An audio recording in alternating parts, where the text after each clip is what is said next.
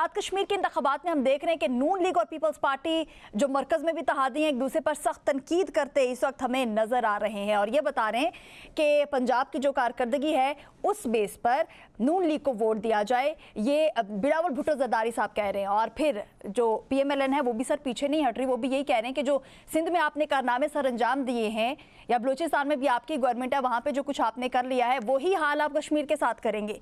सो हालात यहाँ तक पहुँच गए सर, क्या कहेंगे? Thank you so much. देखिए दोनों रवायती हरीफ हैं और दोनों का इत्तेहाद भी बिल्कुल गैर फितरी है। दोनों ने सिर्फ इक़्तिदार के लिए वफाक में भी इकट्ठे हैं। अगर आप कारकर्दगी की बात करते हैं तो मेरिट पर देखा जाए तो बहुत सारे मंसूबे हैं जो पंजाब में शुरू किए गए हैं, लेकिन बिल्कुल वो तरक्याती मंसूबे अपनी जगह पर मौजूद, लेकिन वहाँ उनमें जो एम्बेजलमेंट है उसका भी तो किसने हिसाब देना है, उसकी भी तो बात किसने करनी है। और अगर आप सिंध की बात करते हैं तो वहाँ पर भी आवाम की सूरत-ए-हाल वही है जो पहले हुआ करती थी।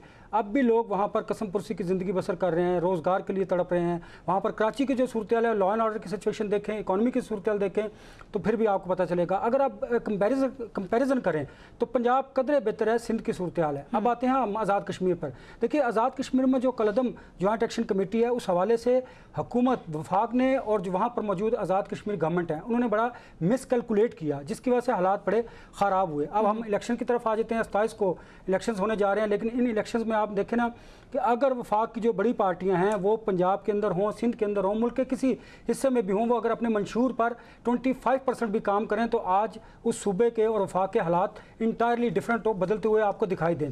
मंशूर पर तो ये सियासी जमातें अमल नहीं करती। जब कोई इंतखाबात का वक्त आता है तो फिर इनको मंशूर याद आ जाता है और उसमें लॉ एंड ऑर्डर की सिचुएशन होती है, कानून नज़र आता है, आइन नज़र आता है।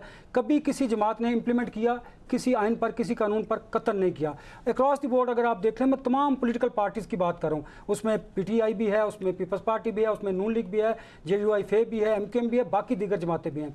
अब आज़ाद कश्मीर में हो क्या रहा है? एक बात तो यह है कि जो आज़ाद कश्मीर की पॉपुलेशन है, लोग हैं, वो बड़े पोलिटिकली बड़े ग्रूम्ड हैं और बड़े मिच्योर्ड लोग हैं। वो इस तरह नहीं है कि आपके मंशूर और आपके सियासी नारों या मुखालिफ तकरीरों की वजह से आपको वोट देंगे। वो शऊर रखते हैं, वो बिल्कुल कारकर्दगी की बुनियाद पर आपको वोट देंगे। और अगर कारकर्दगी की बात करें तो नून लीग के दौर में वहाँ पर इंफ्रास्ट्रक्चर डेवलप हुआ है, वहाँ पर सड़कों का रोड जो है वो नेटवर्क बना है, तो लोग देखते हैं कि किसने काम किया है, वहाँ के लोग काम को तरजीह देंगे। अब वहाँ पर हालात इसलिए भी ख़राब आपको दिखाई दे रहे हैं। पीपल्स पार्टी को स्पेसिफिक मैं कहूँगा कि इस दौर में जब कलदम जॉइंट एक्शन कमेटी का मामला था तो आप देखें कि पीपल्स पार्टी का उनके साथ जो लेजॉन रहा वो उस तरह नहीं रहा जिस तरह वफाक चाहता था या इस्टेब्लिशमेंट चाहती थी।